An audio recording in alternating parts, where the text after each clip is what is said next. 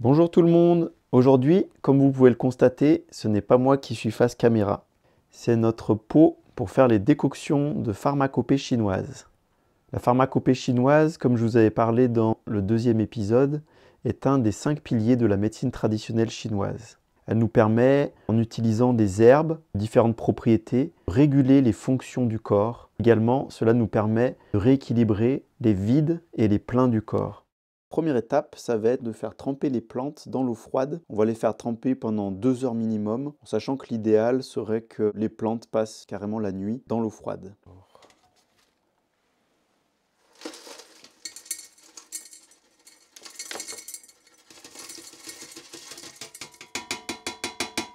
On ajoute l'eau froide.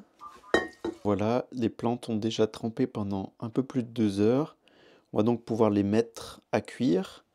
Alors celui-là, c'est un modèle automatique, mais en général, si on fait ça dans une casserole, l'idée c'est de d'abord porter à ébullition, et puis ensuite on commence à compter le temps à partir du moment où c'est en ébullition. C'est un peu comme quand on prépare des pâtes.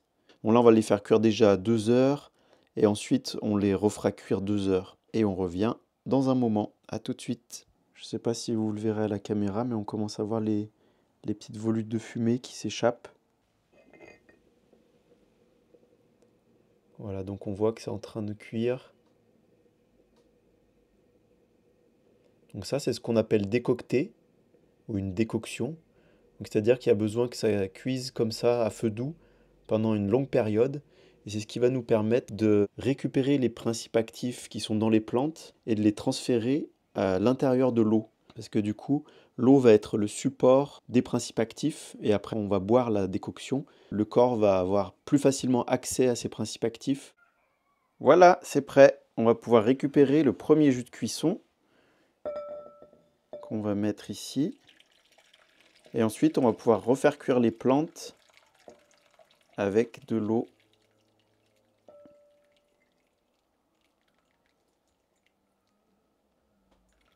Voilà, vous voyez, par rapport à ce qu'on avait mis tout à l'heure, j'ai mis 1 litre. Là, ça a bien réduit. Et donc là, on va remettre de l'eau là-dedans pour refaire cuire une nouvelle fois. Et voilà, c'est la fin de la deuxième décoction. Du coup, on va mélanger les 2 jus de cuisson qu'on a obtenus. Alors, pourquoi on fait 2 décoctions en médecine chinoise? C'est parce que cela nous permet de récupérer plus de principes actifs des plantes. Voilà, il y a des principes actifs en fait qui vont sortir facilement et d'autres qui sont plus difficiles à avoir. Du coup, cette double décoction, voire même des fois pour certaines formules, on fait une triple décoction. Ça nous permet voilà, de récupérer le maximum de choses des plantes.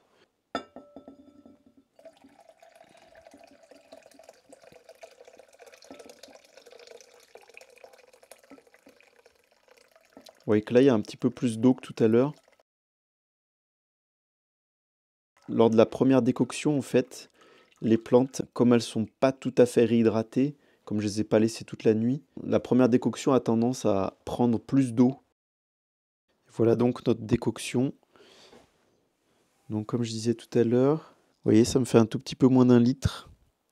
Donc alors qu'au total, on a mis 2 litres dedans. Il y a une partie de l'eau qui est absorbée par les plantes, qui va être difficile de restituer. Mais ce que je voulais vous montrer, à quoi ressemblaient les plantes après la cuisson. Vous voyez, donc celle-là, la noire, là, qui était vraiment très dure. Donc maintenant, on a retrouvé, même si c'est une racine, voilà, elle est quand même beaucoup plus souple. Ça aussi, la petite orange amère, vous voyez. Là, c'est pas mal. Après, on aurait presque pu les faire cuire encore un peu plus longtemps, les plantes. Certains médecins chinois préconisent de les faire cuire 3 fois même, les plantes. Voilà, histoire de vraiment récupérer le maximum des principes actifs des plantes.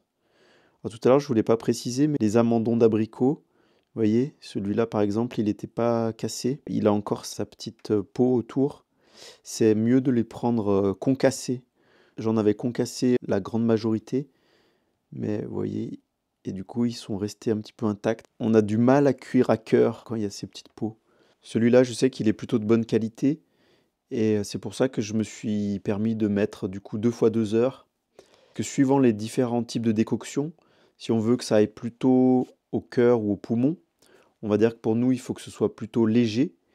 On va les faire cuire moins longtemps. On va utiliser souvent les parties florales ou les tiges. Là, c'est une décoction qui va s'adresser principalement à ce qu'on appelle, nous, le foyer moyen. Donc, c'est tout le centre, les organes de la digestion. Et également qui va s'intéresser au foie. Du coup, là, c'est pas gênant. Il n'y a pas de plantes qui craignent vraiment la chaleur. Et des longues décoctions comme ça va pas risquer de détériorer les principes actifs ou même de les détruire. Pourquoi est-ce que je voulais vous parler de cette formule Xiaqitan, donc qui est la décoction pour faire descendre l'énergie? Parce que justement, au printemps, on a souvent tendance à avoir l'énergie qui monte un petit peu trop, comme la sève des arbres est en train de remonter. Et donc, cette formule peut être très intéressante pour justement le temps que le corps retrouve un équilibre par rapport au changement climatique. Ben, du coup, cette formule permet à la fois de nourrir et à la fois d'apaiser l'énergie du foie. On se retrouve la semaine prochaine pour une nouvelle vidéo. C'était Maximin, à très bientôt.